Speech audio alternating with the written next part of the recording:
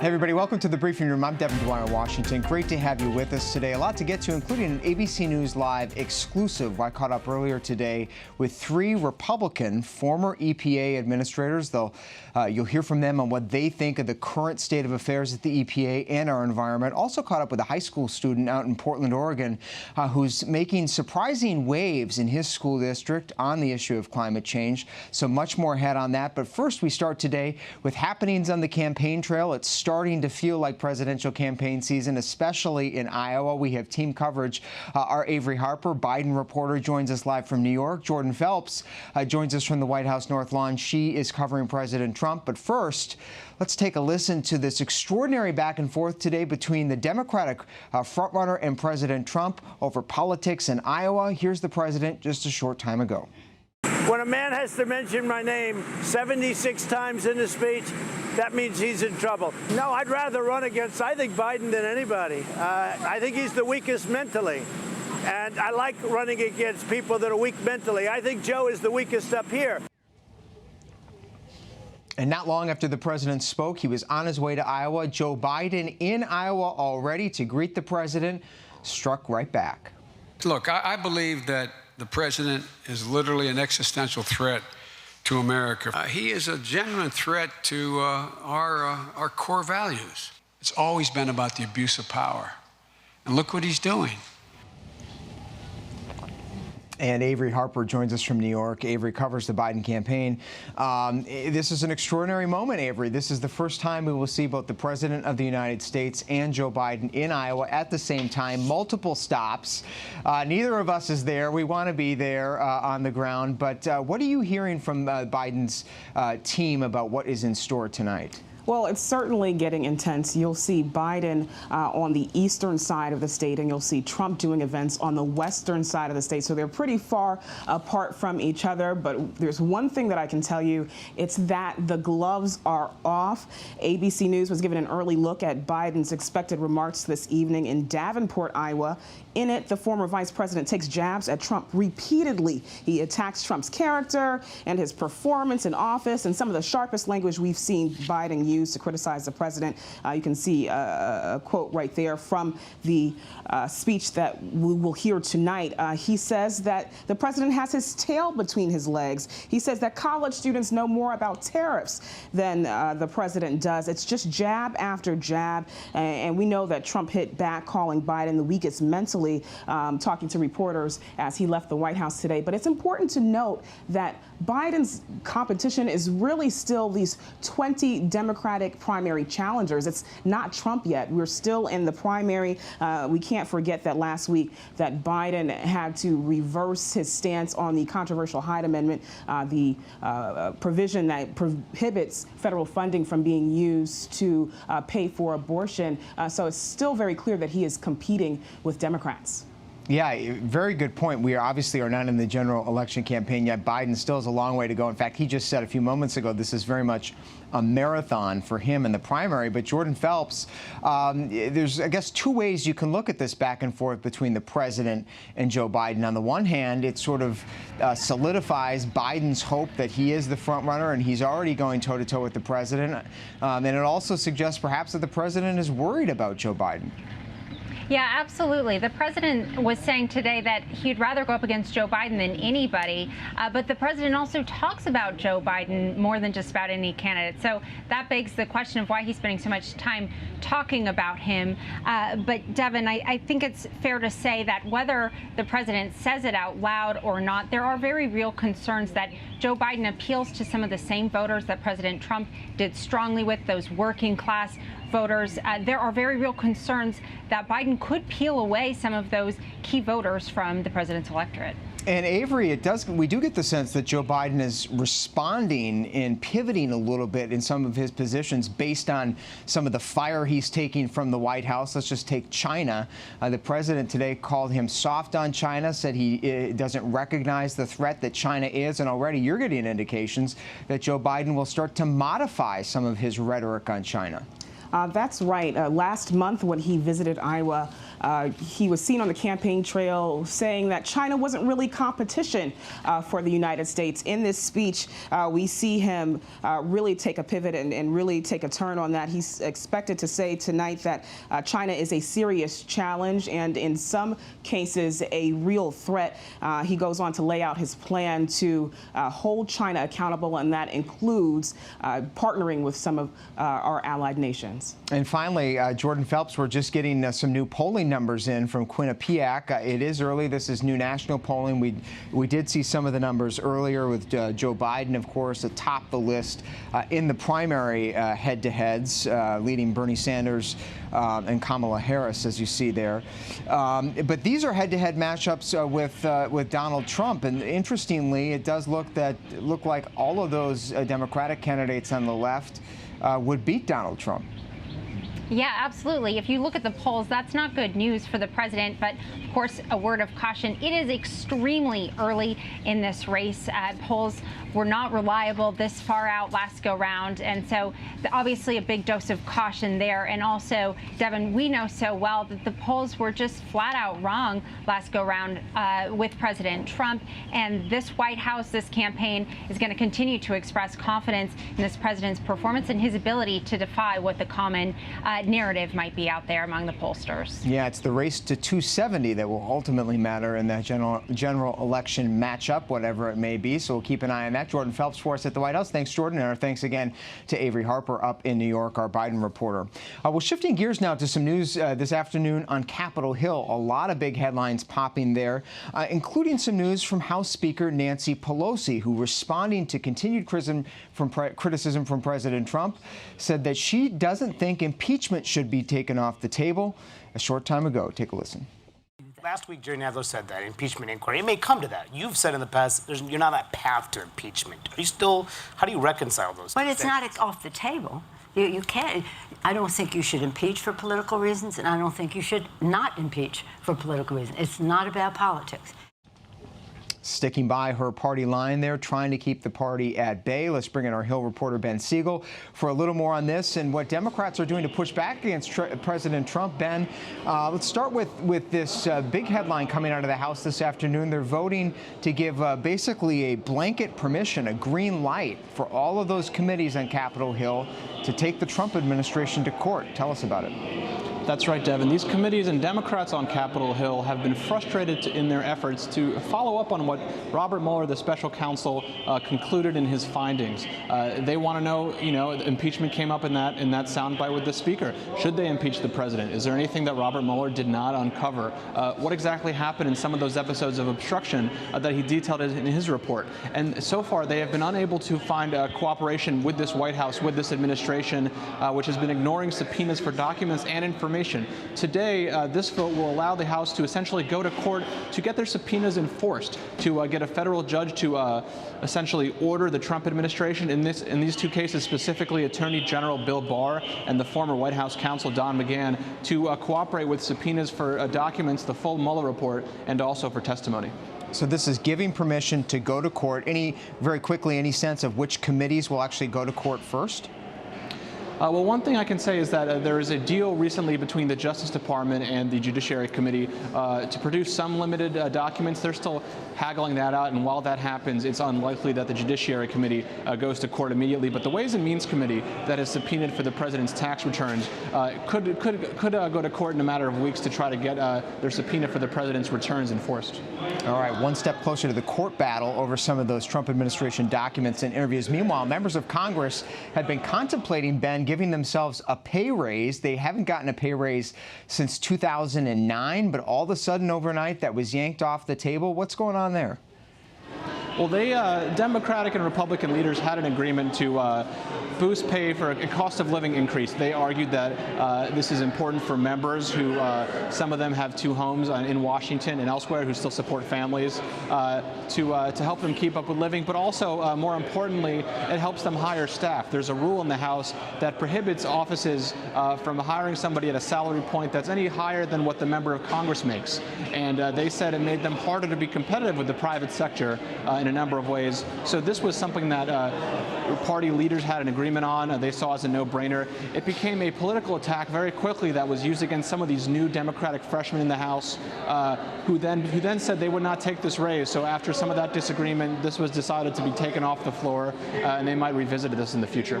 Yeah, it would have been a $4,500 raise. As you said, they haven't had one for a while, and obviously politically damaging to be in the spotlight with asking for more money at a time when Congress has such a low approval rating. Finally, though, today, an extraordinary moment. I know you were covering it. Jon Stewart, the former Daily Show host on Capitol Hill today, in an emotional plea for Congress to take some action for 9/11 first responders who are sick and dying. Let's take a little listen to that moment from Jon Stewart. They responded in 5 seconds. They did their jobs with courage, grace, tenacity, humility. 18 years later, do yours. Your indifference costs these men and women their most valuable commodity, time.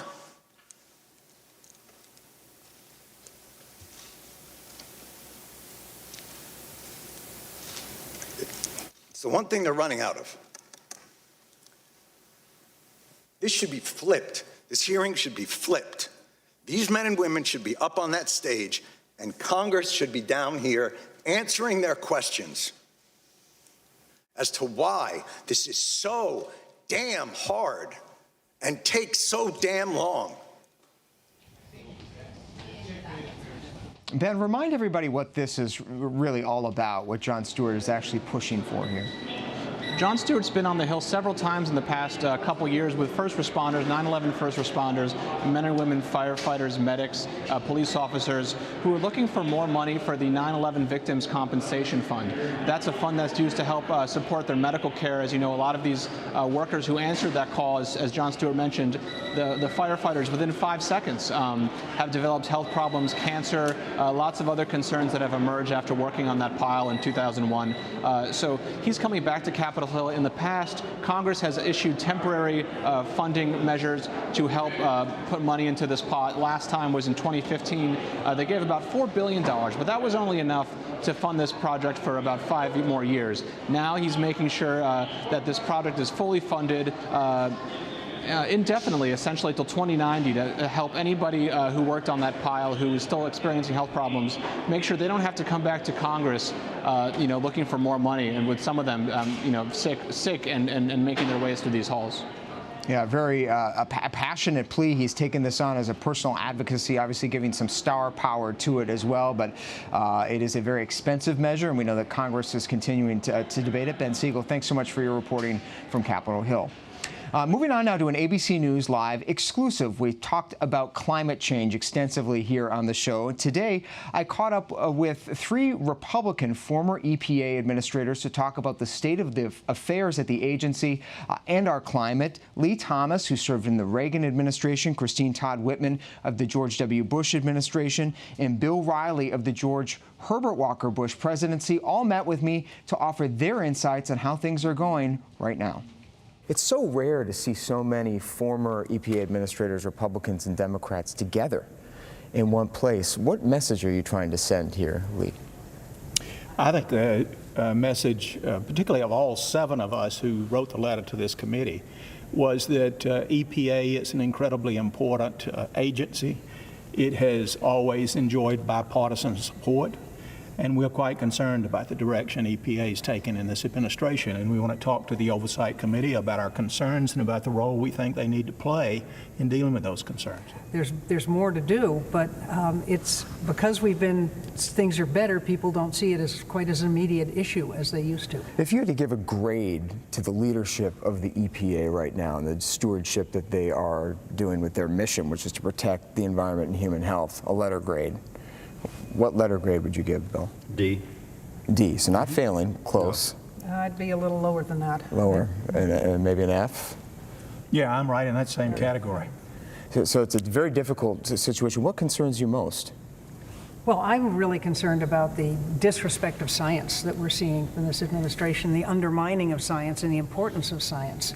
That is sending a message to young people that they don't care. And now they're trying to confuse issues like climate change. To me, that's an enormous, enormous thing facing. I've got 7 grandchildren. I want them to grow up with clean air and clean water and a kind of environment that's sustainable. And I really worry that we're rolling back regulations to protect us. Lee, what would President Reagan say about the state of affairs at the EPA right now, do you think? Well, we had a very similar situation in 1983. Tremendous controversy. The agency was in turmoil. And what President Reagan said was, we need to change. We need to change. And as a result, he got Bill Ruckelshaus to come back. We totally changed the management. We changed the whole direction, got back to the mission of the agency. So I think that's what President Reagan would say. Look, that's not how I want this agency to operate. Do you think, Bill, that they're doing anything right now? Is there anything you can point to and say, you know, that's actually surprisingly on track? Well, I'll tell the truth, the past 2 years have caused us to lower the bar quite significantly, but the budget has been kept up reasonably well, better than I would have expected. Despite the threats of gutting it. If you look at inflation, it's way below it was when I served or when they served. But that's good, and the administration's proposals to cut the budget by 1/3 and to cut the staff by 1/3, Congress has happily ignored. I'm very concerned about the fact that we're seeing downgrades or we're seeing good people leave that agency. And the last thing you want is good, solid technical people leaving EPA. I can talk from a business point of view or a government point of view. You need an agency that is credible, has consistency in its rulemaking, and is science-based in that rulemaking. And in fact, that's a common refrain all of you had said. You've expressed concern about science being given a back seat in this debate right now. I'm going to mention it in my spoken remarks today, that you just had a meeting last week of the Science Advisory Board that was told that for the waters of the United States, the enforcement of that, it was a policy issue. Science played almost no role. I mean, that's extraordinary to me. Science and does who do play you a role fault in for determining that? waters of the United States. Is that a leadership at the top issue? I mean, Yes, we know the that's the president's view.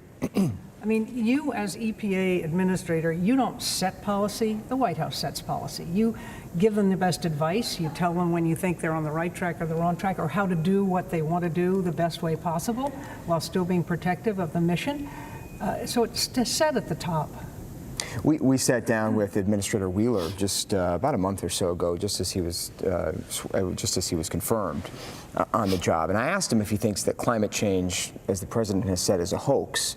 And perhaps reassuringly, he said it's not a hoax. He doesn't think it's a hoax. He thinks it's a real phenomenon.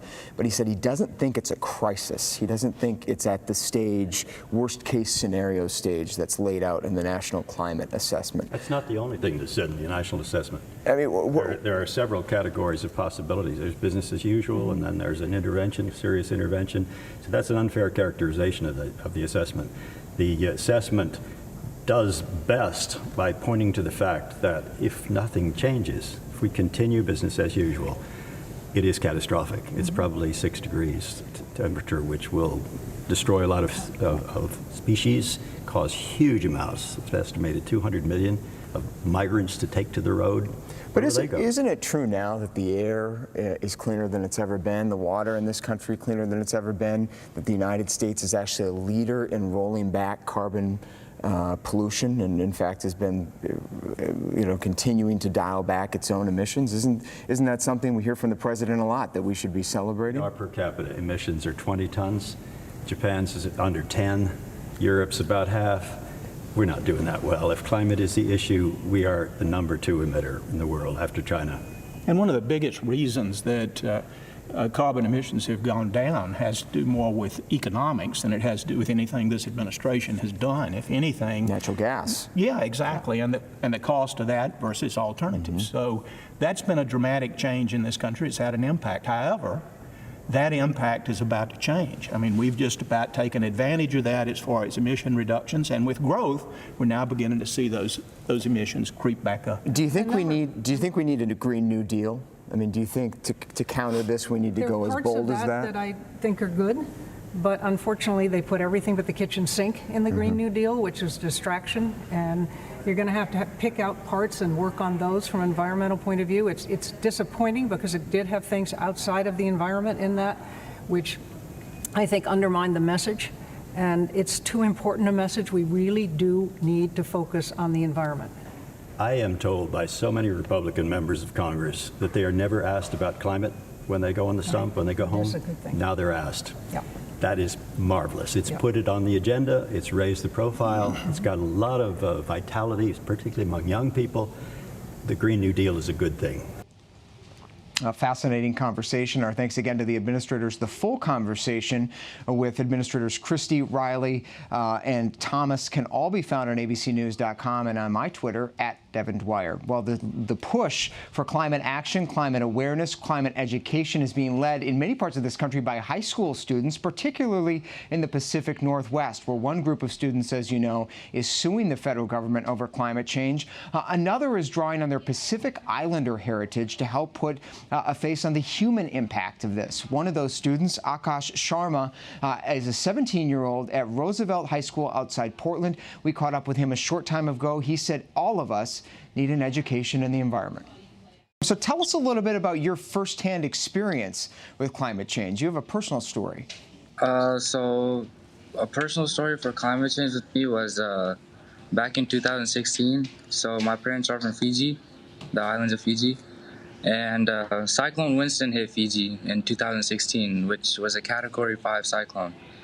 And when that hit, all my family's houses flew away. There was barely any power, no any other supplies. And so that like really hit me because, you know, like I couldn't do a lot from here.